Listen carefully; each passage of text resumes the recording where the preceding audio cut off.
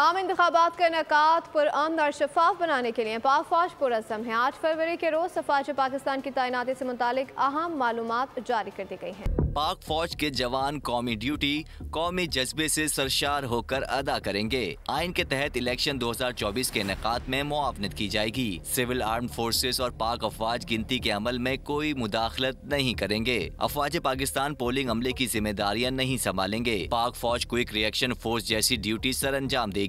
अमन आम्मा बरकरार रखना पुलिस की जिम्मेदारी। रेंजर्स फ्रंटियर कोर दूसरे मरहले में सिक्योरिटी की जिम्मेदार होगी। आर्मी तीसरे मरहले में सिक्योरिटी सूरत हाल से निमटने के लिए तैनात होगी। पाक अफवाज महफूज माहौल की फराहमी के लिए ताउन करेगी। फोर्सेस के जवान बैलेट पेपर्स की छपाई, civil arm forces printing press की हिफाजत पर मामूर होंगे। इंतखाबी सामान की रिटर्निंग अफसरान के दफातर से पोलिंग स्टेशन तक तरसील पाक फौज की सिक्योरिटी में होगी। इंतखाबी सामान की वापस मुंतकली के लिए सिक्योरिटी मुहैया की जाएगी। सब्सक्राइब करें और बेल दबाएं ताकि कोई खबर रह न जाए।